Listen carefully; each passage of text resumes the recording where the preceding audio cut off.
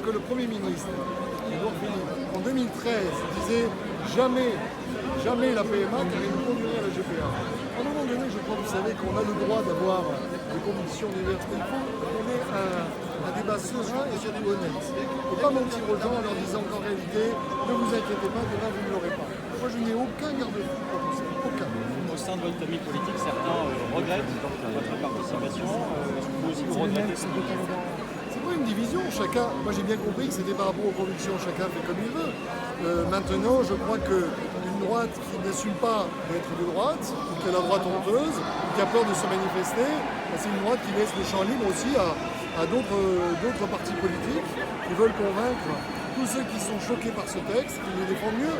Or, ça n'est pas vrai. On l'a bien vu d'ailleurs au Parlement, où le Rassemblement national a été totalement absent d'ailleurs des débats. Donc voilà, je crois que les choses sont très simples. Ensuite, chacun fait comme il veut, chacun occupe son dimanche comme il veut. Je crois que c'est une question importante, qu'effectivement, les reportages que j'ai pu voir, notamment dans d'autres pays sur ce qui arrive avec cette GPA, me laisse augurer une société assez sombre. Guillaume Larrivé. Guillaume Larrivé a décidé de faire la France. Pourquoi vous avez tenu à la manif? Pour montrer que j'étais député et également pour montrer qu'aux côtés, je dirais, du peuple français, eh bien, il y a les élus. Parce que je viens ici aussi en tant qu'élu. Après, chacun fait comme il veut.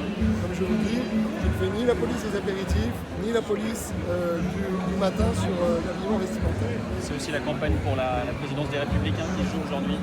Non, je ne crois pas forcément. Vous avez une grande partie, vous savez, des gens qui sont derrière moi qui ne sont pas adhérents républicains.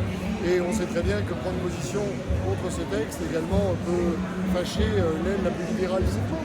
Mais il n'y a que la démocratie qui doit se trancher. Voilà pourquoi moi je dis que le Conseil national des Républicains devrait s'emparer de cette question et trancher définitivement sur notre ligne politique. Parce qu'on ne peut pas être éternellement pour et contre la PMA, pour et contre Greta Thunberg, pour et contre ADP, pour et contre le CETA. À un moment donné, les Français vous disent finalement vous êtes en ambivalence, vous êtes aussi ambivalent avec Emmanuel Macron.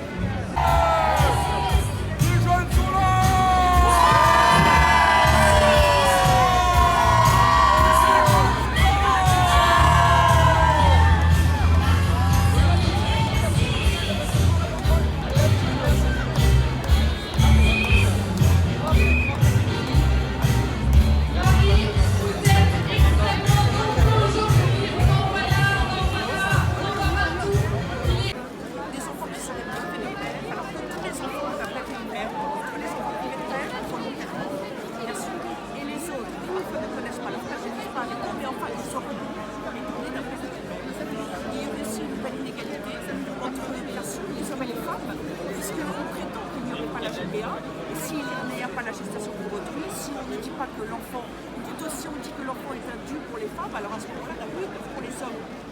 Et quant à la fraternité, elle est évidemment mise à mal quand une société n'est plus capable de voir que celui qui doit être protégé en premier, c'est l'enfant qui dépend entièrement de nos décisions, nous d'adultes. Le premier concerné par la PMA, c'est l'enfant. Et la fraternité, c'est cela, c'est de prêter attention à lui.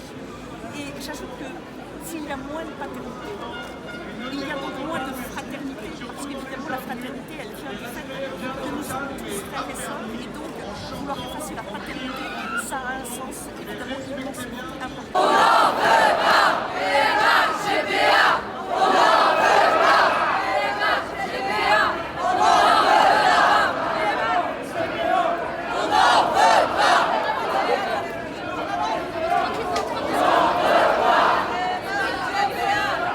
n'en veut pas.